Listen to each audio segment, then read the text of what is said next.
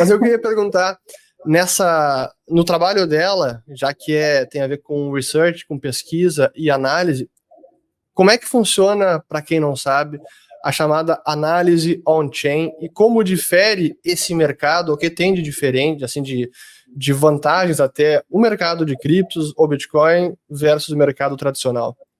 Uhum.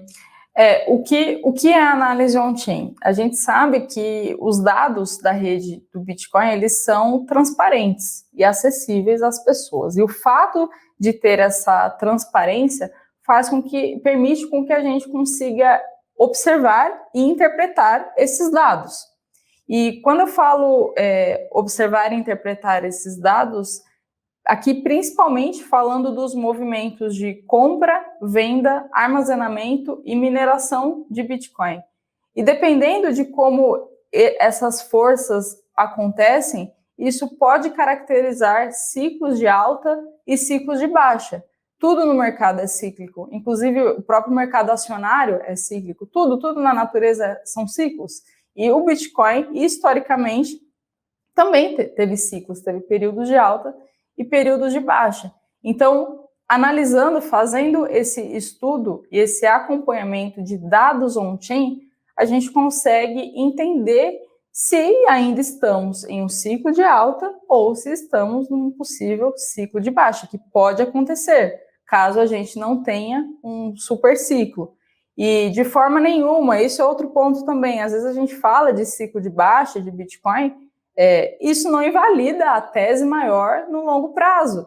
A gente que é entusiasta sabe que tem muito sentido, tem uma tese, tem fundamento por trás, mas inevitavelmente são ciclos e pode sim que ocorra um período de baixa. E como que a gente identifica esse possível e até se antecipa de um movimento como esse? É justamente vendo os dados on-chain. Então, dando um exemplo aqui de uma das métricas mais úteis, na minha opinião, de dados on-chain, é o crescimento de entidades.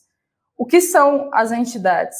Toda vez que a gente tem um fundo de investimento, usuários, tesourarias de empresas, balanços, enfim, comprando Bitcoin, aderindo à rede do Bitcoin, isso aumenta o indicador de crescimento de entidades. Isso é possível a gente observar e ter esse dado. E se a oferta é fixada em 21 milhões de unidades e a demanda aumenta, o preço tende a subir. Isso é uma questão fundamental. E um ponto muito característico de pico de ciclo é justamente quando o crescimento dessas entidades ele cai. Por quê? Porque é um momento que o mercado está tão ganancioso que os preços estão tão altos que os novos usuários não estão dispostos a pagar por aqueles altos preços. E aí cai esse indicador. Caindo esse indicador, entra possivelmente num período de baixa. É claro que, assim, primeiro, acertar o topo de ciclo não tem como. Não tem, porque se fosse tão simples assim, não existiria modelo de valuation, não existiria análise técnica, não existiria tantas formas da gente prever esses movimentos, mas pelo menos ter uma noção de zona de venda e zona de compra, isso é possível por análise on-chain. E aqui eu falei de um único indicador de crescimento de entidades, mas existem muitos indicadores. Tem até modelos de valuation mesmo, Stock to Flow é um modelo de valuation do Bitcoin. Então, o ideal aqui, uma coisa que a gente faz aqui na Levante como research, é justamente avaliar o máximo possível de indicadores, inclusive de análise técnica também, e ver para onde eles estão convergindo. Porque nunca vai ser um único indicador. Pode ser que, simultaneamente, a gente tenha indicador pessimista e otimista no mesmo tempo. Mas entender no cenário macro, olhando um todo, para onde eles estão convergindo. E todos os indicadores, assim, 90%, pegando aí o que a gente teve em 2021, nesse ciclo de alta, todos estão convergindo para a continuidade do atual ciclo. Porque em comparação... Essa era a pergunta que eu ia fazer agora. Então, será que... Vou te botar contra a parede agora. Será que agora estamos acabando o ciclo de alta ou reiniciando um ciclo de alta? Porque a gente está quase chegando no topo que foi lá em abril, bem no dia da listagem das ações da Coinbase. E aí a pergunta pessoal, bom, mas agora já subiu demais. Será que vale a pena entrar agora? Então, Fernanda, assim, é difícil, realmente, essa pergunta é bem difícil da gente falar, mas são muitos os indicadores que indicam, sim, a continuidade desse atual ciclo. Um deles foi o que eu falei, do crescimento de entidades. Ainda está crescendo, ainda mais pessoas estão aderindo. E uma outra característica desse ciclo, em relação aos ciclos anteriores, aqui falando 2013 e 2017, que é normalmente, aproximadamente a cada 4 anos, uma vez que ocorre o evento do halving e dá esse choque na oferta, esse ciclo ele é muito diferente dos anteriores, porque existe um investidor, um perfil diferente de investidor, que é o investidor institucional. E essas baleias, esses investidores institucionais, eles movimentam grandes quantidades de moedas. E fora que é um perfil totalmente diferente, porque o investidor institucional, ele não vende no desespero. Não é que nem a gente, né, que nem comprou Bitcoin a primeira vez, cai um pouquinho e já quer vender. Não, o investidor institucional muitas vezes nem se importa com essas pequenas oscilações.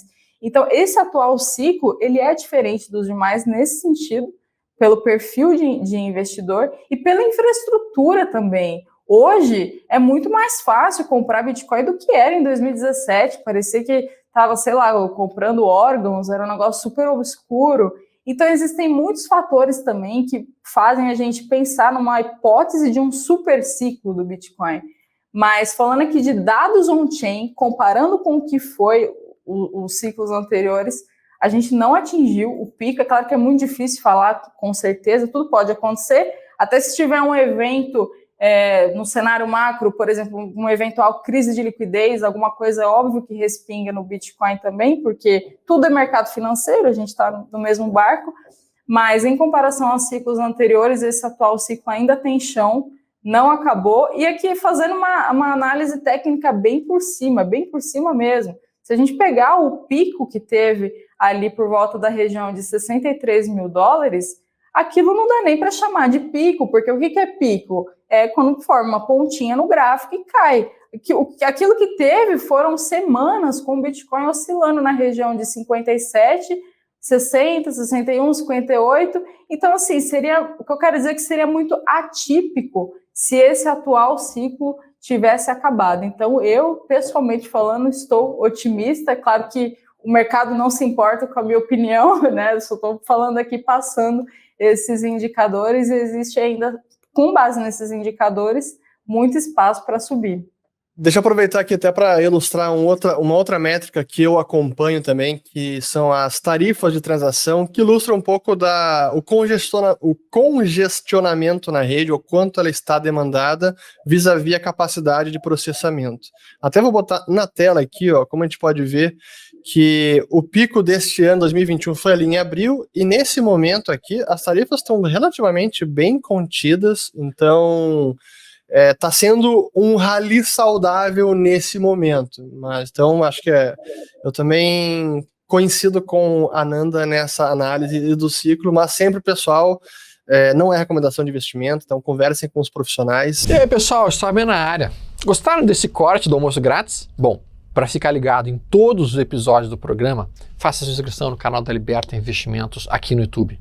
Assim você vai ser notificado sempre que houver um episódio novo, além de ficar por dentro de todos os conteúdos sobre o mercado financeiro que nós publicamos lá. Lembre-se, o conhecimento liberta.